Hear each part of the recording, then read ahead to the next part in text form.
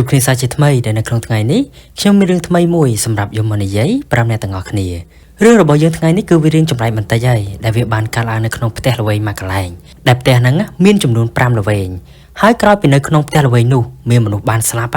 ហេតុការចម្លែកក៏បានកើតឡើងបន្តកតុយគ្នាមិនដាច់សោះរហូតធ្វើឲ្យអ្នកដែលរស់នៅក្នុងផ្ទះនោះនៅលេងបានហើយក៏នាំគ្នារើចេញអស់អូខេអញ្ចឹងចង់ដឹងថាមូលហេតុអីបានជាគេនៅផ្ទះនឹងលេងបានណាហើយវាមានហេតុការអីខ្លះបានកើតឡើងអញ្ចឹងដើម្បីកុំឲ្យខាតពេលតោះចូលទៅដល់សាច់រឿងយើងទាំងអស់គ្នា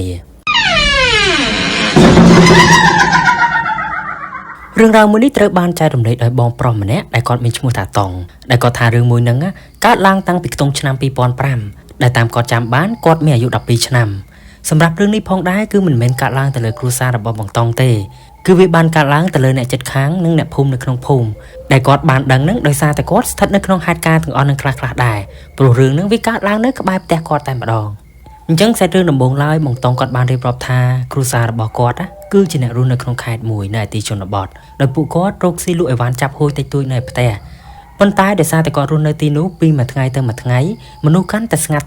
ទៅរកស៊ីមិនសូវកាក់កបសោះអញ្ចឹងហើយទៅពួកគាត់សម្រេចចិត្តបដូរទីលំនៅទៅតំបន់មួយទៀតដែលតំបន់ដែលគាត់ទៅហ្នឹងអាចថាជាទីប្រជុំជនក៏បានជាជនបទក៏បានគ្រាន់តែផ្ទះដែលគាត់នៅគឺស្ថិតនៅក្នុងតំបន់ផ្សារអញ្ចឹងហើយមានមនុស្សអ៊ូអរច្រើនមិនសូវជាស្ងាត់ទេអញ្ចឹងក្រោយពីរកទីតាំងថ្មីបានហើយគ្រួសារបងតុងក៏បានដូរមុខរបរពីអ្នកលក់ចាប់ហួយទៅជាអ្នកលក់គ្រឿងក្រៅអគ្គិសនីវិញដោយគាត់លក់ដូចជាកង្ហាទូទឹកកកអីជាដើមហើយផ្ទះថ្មីរបស់គាត់ហ្នឹងគឺជាប្រភេទផ្ទះល្វែង2ជាប់គ្នាដែលការទិញដំបូងប៉ារបស់គាត់បានកំងគេ2ល្វែងហើយពុះធ្វើជាផ្ទះតែមួយដើម្បីឲ្យវាមានប្រឡោះធំទូលាយបន្តិចគាត់ថាល្វែងដែលគាត់រស់នៅហ្នឹងគឺមានទាំងអស់ចំនួន5ល្វែងជាប់គ្នាដែលគ្រួសាររបស់គាត់យកអស់2ហើយអញ្ចឹងនៅសល់3ទៀតក៏មានអ្នកផ្សេងគេរកស៊ីលក់ចាប់ហួយអីនៅក្បែរហ្នឹងដែរបើនិយាយពីផ្ទះនៅម្ដុំហ្នឹងគឺគេធ្វើជាប្លុកមានផ្ទះ5ល្វែងហើយនៅប្លុកនីមួយហ្នឹងគឺគេមានផ្លូវមួយបុកទៅក្រោយហើយពេលដែលជិះទៅក្រោយទៅគឺឃើញមានផ្ទះល្វែងនៅខាងក្រោយតទៀតតម្រៀបគ្នានៅខាងក្រោយហ្នឹងគ្រាន់ថាបើយើងទិញយកល្វែងខាងក្រោយវាអាចនឹងពិបាករកស៊ីបន្តិចព្រោះផ្លូវក្រោយហ្នឹងវាតូចល្មមតែមួយឡានមួយអាចចូលរួចតែប៉ុណ្ណោះហើយក៏មិនសូវជាមានមនុស្សចេញចូលច្រើនដូចផ្លូវខាងមុខដែរអញ្ចឹងបងតុងក៏ថាផ្ទះរបស់គាត់ហ្នឹងគឺស្ថិតនៅខាងចុងជាប់នឹងផ្លូវដែលចូលទៅខាងក្រោយហ្នឹងហើយរំលងផ្លូវមួយហ្នឹងទៅម្ខាងទៀតគឺជាផ្ទះ5ល្វែងទៀតដែលល្វែងដែលនៅជាប់ផ្លូវដែរហ្នឹងគឺជាផ្ទះរបស់អ្នកជិតខាងគាត់ម្នាក់ដែលគាត់មានឈ្មោះថាកែវកាលហ្នឹងបងតុងក៏តែងតែហៅអ៊ីម្នាក់នោះថាអ៊ីកែវដោយសារតែអ៊ីកែវហ្នឹងគាត់មានមុខមាត់ដូចចិនអញ្ចឹងហើយគាត់មានអាយុខ្ទង់50ឆ្នាំអីហ្នឹងឯងហើយអ៊ីកែវគាត់គ្មានប្តីគ្មានកូនទេគឺគាត់រស់នៅតែម្នាក់ឯងក្នុងផ្ទះល្វែងមួយនោះបើនិយាយពីអត្តចរិតរបស់គាត់វិញគឺគាត់ជាមនុស្សមិនសូវចេះនិយាយអីច្រើនទេយ៉ាងច្រើនគាត់និយាយរកអ្នកជិតខាងតែពីវាបានតែប៉ុណ្ណោះហើយទម្លាប់គាត់គឺចូលចិត្តចំណាយពេលនៅក្នុងផ្ទះច្រើនជាងនៅខាងក្រៅគ្រាន់ថាអ៊ីកែវគាត់ចិត្តល្អណាបើថារឿងម្ហូបអីគាត់ហុចឲ្យគ្រួសារបងតុងមិនដែលខានទេជាពិសេសថ្ងៃបុណ្យទានតែម្ដងហើយអ្នកផ្ទះបងតុងហ្នឹងក៏ចូលចិត្តអ៊ីកែវដែរនិយាយទៅហុចមកហើយពួកគាត់មានទំនាក់ទំនងជាមួយគ្នាល្អមែនទែនបញ្ជាក់បន្តិចផងដែរអ្នកទាំងអស់គ្នាផ្ទះរបស់អ៊ីកែវហ្នឹងគឺសង់មុនផ្ទះរបស់បងតុងមុនក្រោយគ្នាប្រហែលឆ្នាំក៏គាត់អត់ច្បាស់ដែរបកមកកាន់សាច់រឿងយើងវិញបងតុងក៏ថាក្រោយពីគ្រួសារគាត់បានផ្លាស់ប្ដូរមកនៅទីនោះបានរយៈពេលប្រហែលជា3ឆ្នាំក្រោយមកមុខរបររបស់គាត់ហ្នឹងក៏ចេះតែរីកលូតលាស់ធំទៅ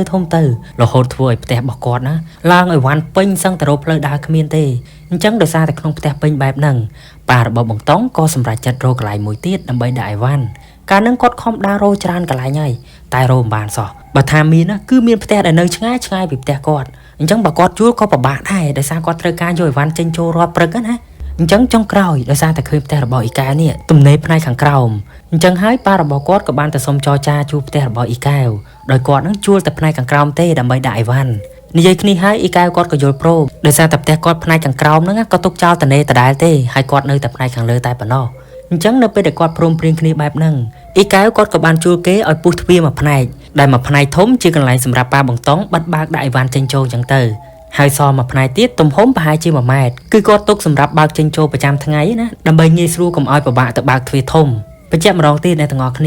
ាផ្ទះអ៊ីកែវដែលប៉ាគាត់ជួលហ្នឹងគឺគ្រាន់តែជួលសម្រាប់ដាក់អីវ៉ាន់ដែលទើបនឹងចូលស្តុកតែប៉ុណ្ណោះដែលជារៀងរាល់ព្រឹកប៉ារបស់បងតុងនិងបុគ្គលិកប្រុសៗ2នាក់ទៀតតែងតែបើកទ្វារកន្លែងដាក់អីវ៉ាន់ដើម្បីរើអីវ៉ាន់ចេញខ្លះសម្រាប់យកមកដាក់តាំងលក់នៅផ្ទះរបស់គាត់ហើយគាត់បើកតែមួយផ្លេតទេពេលព្រឹកយកអីវ៉ាន់ចេញហើយពេលល្ងាចយកអីវ៉ាន់ចូលទៅវិញតែប៉ុណ្ណោះដោយគាត់ថាថ្ងៃខ្លះបើកទៅក៏ឃើញអ៊ីកែវឈោមមើលពីលើយ៉នៅលើវេរ៉ុងដាខាងលើមកថ្ងៃខ្លះក៏គាត់ដើរមកនិយាយពីម៉ាត់ដែរ គ្រាន់ដោយបានបញ្ជាក់ពីខាងលើអញ្ចឹងអ៊ីកែវគាត់និយាយតែមួយម៉ាត់ពីរម៉ាត់គឺគាត់ដើរចេញហើយ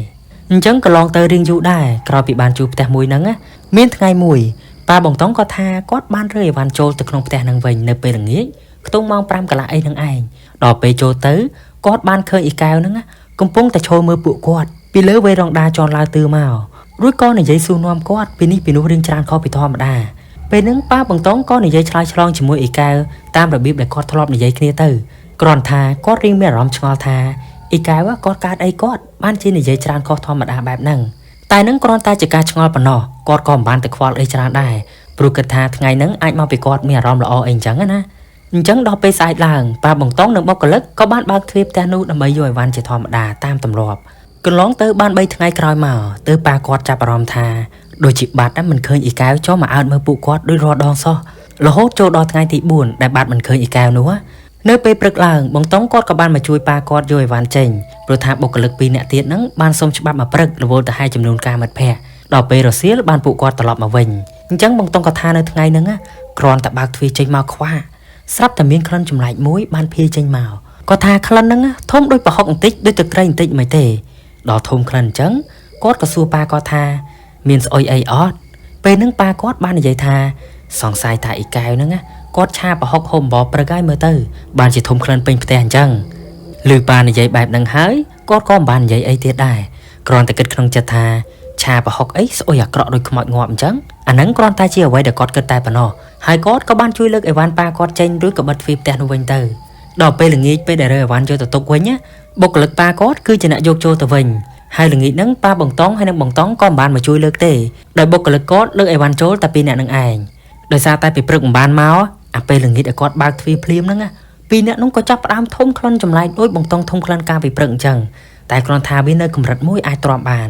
អូនិយាយមួយថ្ងៃអ្នកទាំងអស់គ្នាភ្លេចប្រាប់ឈ្មោះរបស់បុគ្គលិក2នាក់នោះដែលបងតុងក៏ថាម្នាក់មានឈ្មោះថាឆៃនិងម្នាក់ទៀតមានឈ្មោះថាធីបអូខេតសាច់រឿងយើងទៀតអញ្ចឹងពេលដែលលើកអីវ៉ាន់ចូលទៅក្នុងផ្ទះចិត្តអស់ទៅហើយនៅសល់តែ2 3ចុងក្រោយទេពេលដែលធីបដើរទៅយកអីវ៉ាន់ហើយឆៃក៏លើកអីវ៉ាន់ចូលទៅក្នុងផ្ទះហ្នឹងស្រាប់តែគាត់បានឃើញអ៊ីកែវដើរមកឈរមើលគាត់ពីជាន់ឡើងទឿមកដោយពេលហ្នឹងអ៊ីកែវគាត់ស្លៀកពាក់ឈុតគេងពណ៌ក្រហមហើយពេលហ្នឹងអ៊ីកែវគាត់បានយកដៃមកដាក់លើប្រកាន់ដៃវេរ៉ង់ដារួចក៏ឈរញញឹមដាក់ឆៃយ៉ាងចម្លែកឃើញអ៊ីកែវឈរមើលអញ្ចឹងឆៃគាត់ក៏បានស្រែកសួរអ៊ីកែវថាអ៊ីអើយថ្ងៃហ្នឹងបានអីធ្វើម្ហូបឡើងភីក្លិនពេញផ្ទះហ្មងអ៊ីគាត់ថាពេលដែលឮឆៃសួរអញ្ចឹងហើយស្រាប់តែអ៊ីកែវក៏ទម្លាក់មុខចុះឈប់ញញឹមដាក់គាត់ហើយក៏ប្រែទៅជាសម្លក់គាត់មិនដាក់ភ្នែកវិញឃើញអញ្ចឹងឆៃគាត់ក៏រៀងមានអារម្មណ៍ចម្លែកដែរតែគាត់ក៏មិនបានខ្វល់ទេព្រោះគិតថាចរិតអ៊ីកែវតែប៉ុណ្្នឹងឯងអញ្ចឹងក្រោយពីលើកអីវ៉ាន់ហើយពួកគាត់ក៏បានបិទទ្វារហើយក៏នាំគ្នាត្រឡប់ទៅផ្ទះទៅបញ្ជាក់អ្នកទាំងអស់គ្នាពេលហ្នឹងឆៃគាត់ឃើញតែម្នាក់ឯងតែប៉ុណ្ណោះអញ្ចឹងលក់ដល់ស្អែកឡើងប៉ាបងតុងក៏បានទៅបើកទ្វារយកអីវ៉ាន់ចេញជាធម្មតាហើយក៏ថាថ្ងៃហ្នឹងក្លិននោះក៏នៅតែស្អុយពេញផ្ទះដដែលហើយស្អុយខ្លាំងជាងម្សិលមិញទៀតដល់ក្លិនកាន់តែស្អុយខ្លាំងពិបាកទ្រាំបែបហ្នឹងប៉ាបងតុងក៏បានឲ្យឆៃនិងធីបហ្នឹងដើររមើលក្នុងផ្ទះហ្នឹងមើលក្រែងលោមានកណ្ដុរអីងាប់នៅក្នុងហ្នឹងណាអញ្ចឹងគណៈពេលដែលពួកគាត់ដើររហ្នឹងដើរតាមប្រភពក្លិនដែលភីមកនោះធីបក៏បានដើរដល់ចំណុចកម្មចន្ទាដែលត្រូវឡើងទៅជន់ឡើងទឿហើយក៏ថាគ្រាន់តែគាត់ដើរទៅដល់មុខចដាភ្លាមគឺថាក្លិនស្អុយហ្នឹងគឺកាន់តែខ្លាំងទៅចេញមកពីបន្ទប់ខាងលើមកពេលហ្នឹងគាត់ក៏ស្រែកហៅអ៊ីកាពីបេម៉ាត់ដែរសួរគាត់ថាគាត់នៅផ្ទះអត់អីចឹងណាតែគាត់ថាស្រែកសួរហើយគ្មានឮសំឡេងណាគេឆ្លើយតបទេដល់អត់មានអ្នកឆ្លើយបែបហ្នឹងគាត់ក៏សម្រេចចិត្តឡើងទៅមើលនៅខាងលើហើយគ្រាន់តែឡើងទៅដល់ខាងលើពឹបគាត់ក៏បានឃើញអ៊ីកែវនេះកំពុងតែគេងស្លាប់នៅមុខបន្ទប់ហើយសភាពឡើងចង់ហើមទៅហើយគ្រាន់តែឃើញចង់ភ្លាមធីបគាត់រត់មកក្រោមវិញហើយធ្វើមុខភ័យហើយគាត់នឹងស្លុតនិយាយអីមិនចេញទេដល់ឃើញធីបធ្វើកៀងអញ្ចឹងប៉ាបងតុងក៏សម្រត់សួរថាហែងកើតអីពេលហ្នឹងធីបក៏និយាយតាំងសំឡេងញ័រថាអ៊ីកែវស្លាប់នៅលើផ្ទះគ្រាន់តែលឺអញ្ចឹងហើយពួកគាត់ក៏នាំគ្នាស្ទុះឡើងទៅមើលហើយក៏ឃើញថាអ៊ីកែវពិតជាបានស្លាប់មែនដោយសភាពសពគាត់នៅពេលនោះវាឡើងខៀវទៅហើយដោយពេលស្លាប់ហ្នឹងគឺគាត់ស្លៀកឈុតគេងពណ៌ក្រហម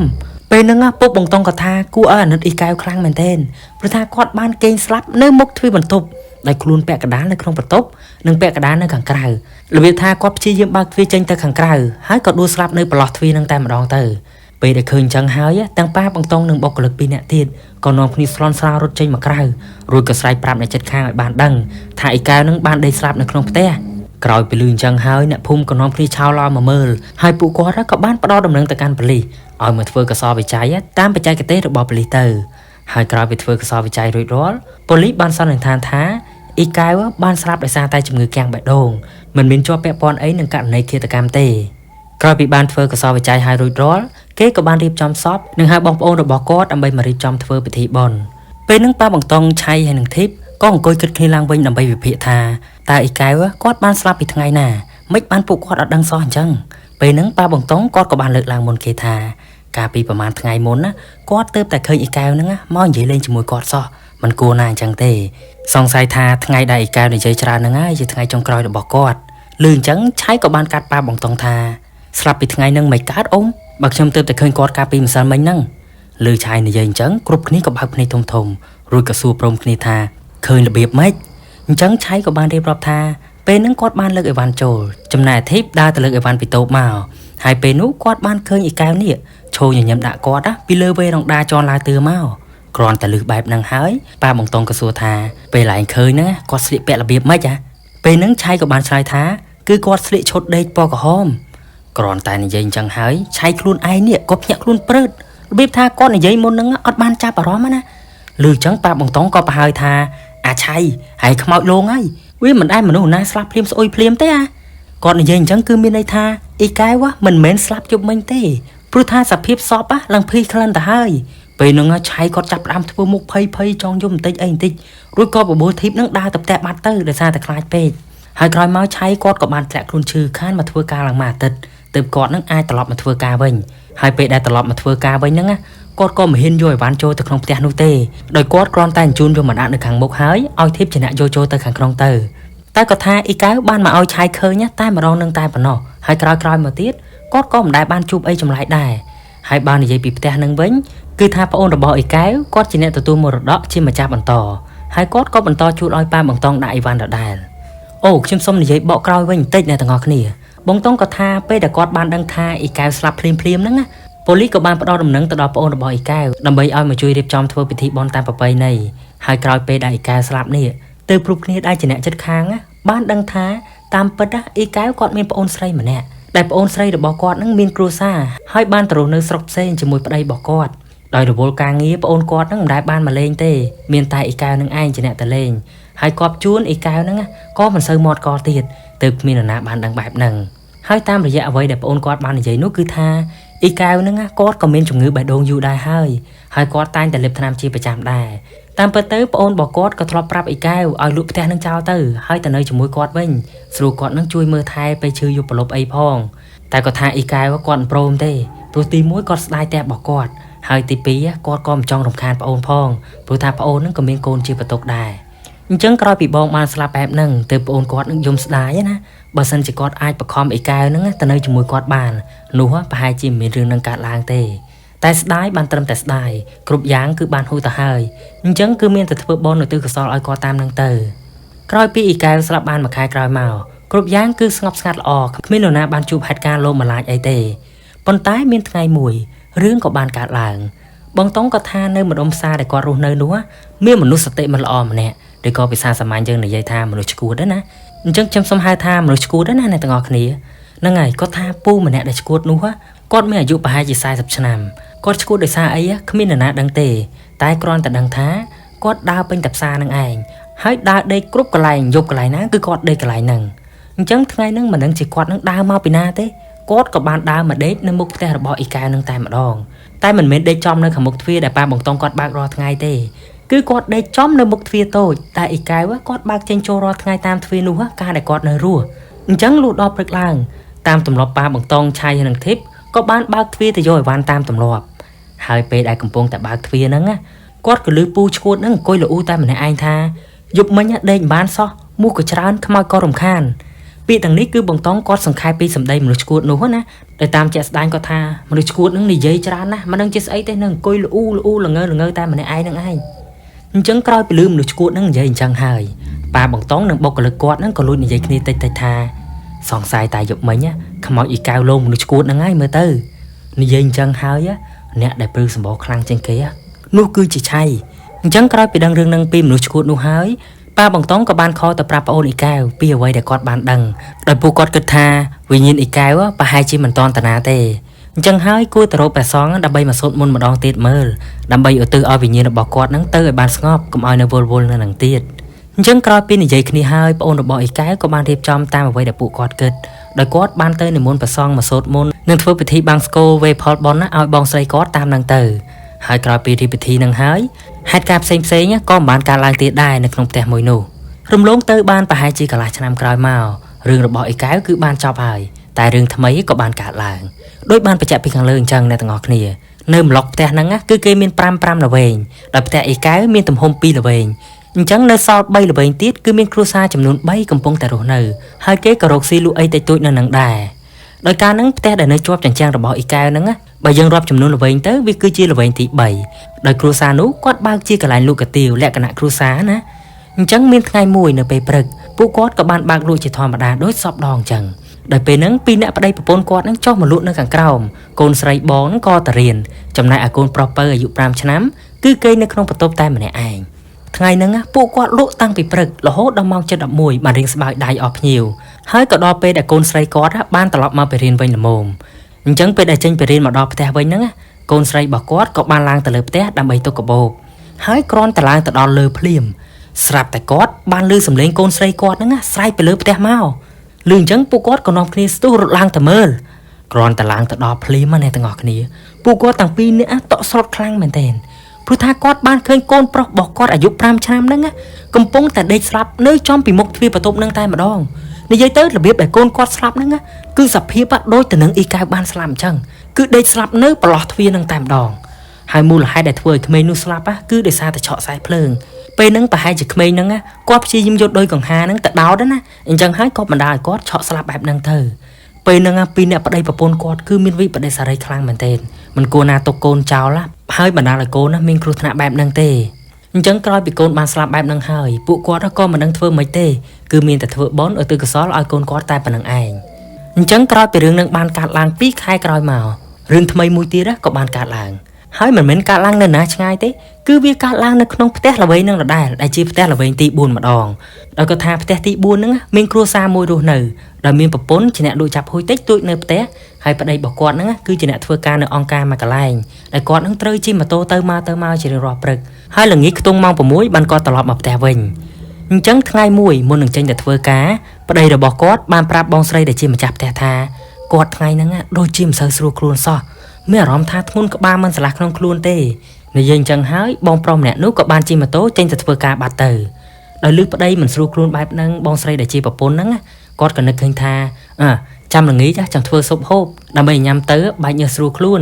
គិតអញ្ចឹងហើយគាត់ក៏បានរៀបចំទៅផ្សារមួយផ្លេតហើយក៏ត្រឡប់មកវិញដើម្បីប្រញាប់បើកតូបលក់គាត់ថាពេលដែលគាត់ត្រឡប់មកវិញហ្នឹងបានមួយផ្លេតក្រោយមកពេលដែលកំពុងតែច្រកអីវ៉ាន់ឲ្យគេហ្នឹងស្រាប់តែមានពូម្នាក់បានជិះម៉ូតូមកពីណាទេមកប្រាប់គាត់ថាប្តីរបស់គាត់នេះត្រូវបានឡានបុកស្លាប់បាត់ហើយគ្រាន់តែលឺអញ្ចឹងហើយគាត់ធ្លាក់ស្លាមក្តុកតែម្ដងអ្នកទាំងអស់គ្នាហើយគាត់ក៏បានឲ្យពូម្នាក់ហ្នឹងជូនគាត់ទៅមើលប្តីរបស់គាត់ហើយដល់ឃើញប្តីស្លាប់បែបហ្នឹងហើយគាត់ក៏មិនដឹងធ្វើម៉េចទេគឺមានតែយកប្តីហ្នឹងមកធ្វើបន់តាមប្រពៃណីទៅអញ្ចឹងបងប្រុសផ្ទះលេខ4ហ្នឹងគឺជាអ្នកស្លាប់ទី3ហើយនៅក្នុងផ្ទះល្បីមួយនោះរំលងទៅបានតែ3សប្តាហ៍ប៉ុណ្ណោះក្រោយពីបន់សពបងប្រុសផ្ទះទី4ហ្នឹងចប់ហេតុការណ៍មួយទៀតក៏បានកើតឡើងដោយវាបានកើតឡើងបន្តគ្នារហូតតែម្ដងហើយរឿងចុងក្រោយនេះគឺរឿងសាហាវជាងគេនៅក្នុងផ្ទះទី5ហ្នឹងគឺមានបងប្អូនស្រី2នាក់គាត់មកជួបផ្ទះហ្នឹងដើម្បីរកស៊ីបើកជាហាងសាឡនអ៊ុតសក់ធ្វើកញ្ចក់អីអញ្ចឹងណាអញ្ចឹងមានថ្ងៃមួយមានម៉ួយ2នាក់គាត់ក៏បានមកអ៊ុតសក់ធ្វើកញ្ចក់នៅហ្នឹងពេលដែលកំពុងតែអង្គុយធ្វើកញ្ចក់អ៊ុតសក់អីសុកហ្នឹងស្រាប់តែមានរទេះលក់ម្ជូរអស់មកកាត់ចំហៀងផ្លូវមកខាងទៀតឃើញគេលក់ម្ជូរបែបហ្នឹងក៏មានចៅម្នាក់ដែលជាមួយហ្នឹងបានស្រែកហៅអ្នកលក់ម្ជូរនោះឲ្យឈប់សិនហើយគាត់ក៏បានចុះពីតុរួចក៏រត់ទៅទិញម្ជូរនោះដែលឈប់នៅម្ខាងផ្លូវមានណាគ្រាន់តែរត់ទៅវឹបមិនដឹងថាឡានមកពីណាទេមកបុកគាត់ផាំងឡើងខ្ទាតជិត20ម៉ែត្រហើយចៅម្នាក់នោះក៏បានដាច់ខ្យល់ស្លាប់ភ្លាមនៅនឹងកន្លែងនឹងតែម្ដងពេលដែលកើតហេតុភ្លាមនឹងបងតង់គាត់ក៏បានរត់ទៅមើលនឹងគេដែរដែលគាត់ថាសភាពសពគឺលំបាក់ដៃខ្ទេចពុតវីកឡើងទៅលើអស់ទៅហើយអញ្ចឹងក្រោយពីគ្រោះថ្នាក់អញ្ចឹងបានកើតឡើងហើយប៉ូលីសក៏បានមកដល់ហើយក៏ឲ្យគ្រួសារសពយកសពទៅធ្វើបន់តាមប្រពៃណីទៅប៉ុន្តែការស្លាប់របស់ចៅម្នាក់ហ្នឹងគ្រប់គ្នានៅតែមានសំណួរសួរថាផ្លូវនៅក្នុងផ្សារមានមនុស្សច្រើនយ៉ាងហ្នឹងមិនបានពូម្នាក់ដែលបើកឡានហ្នឹងគាត់បើកលឿនខ្លាំងម្ល៉េះ ឡើងដល់ថ្នាក់បុកគេឡើងប៉ោង20ម៉ែត្របែបហ្នឹងនេះបើគិតពីលបឿនណាគឺមិនយឺតទេអ្នកទាំងអស់គ្នាតែបើតាមដឹងក្រោយពីប៉ូលីសបានសួរនាំអ្នកបើកបរនោះហើយក៏ឮគាត់និយាយថាគាត់បើកឡានយឺតៗតើអត់បានបើកលឿនទេហើយពេលហ្នឹងគាត់ក៏មិនបានឃើញមានអ្នកឆ្លងផ្លូវអីដែរតែសុកក៏មានរឿងកើតឡើងតែម្ដងទាំងដែលគាត់អត់ដឹងអីសោះហើយនឹងបងតងក៏ថាវាគឺជាការបកស្រាយរបស់ម្ចាស់ឡានណាមិនដឹងថាគាត់ឆ្លើយបែបហ្នឹងដើម្បីយករួចខ្លួនឬក៏វាជាការពិតទេអាហ្នឹងយើងក៏មិនហ៊ានថាដែរប៉ុន្តែបើសិនជាសង្កេតមើលទៅសភាពឡានណាគឺថាយើងអាចគិតដែរព្រោះថាឡានរបស់បងប្រុសម្នាក់ហ្នឹងគឺនៅស្អាតទាំងអស់អត់មានកំពិតឬក៏របកថ្នាំសូម្បីតែបន្តិចនិយាយទៅគឺនៅស្អាតភ្លឹងតែម្ដង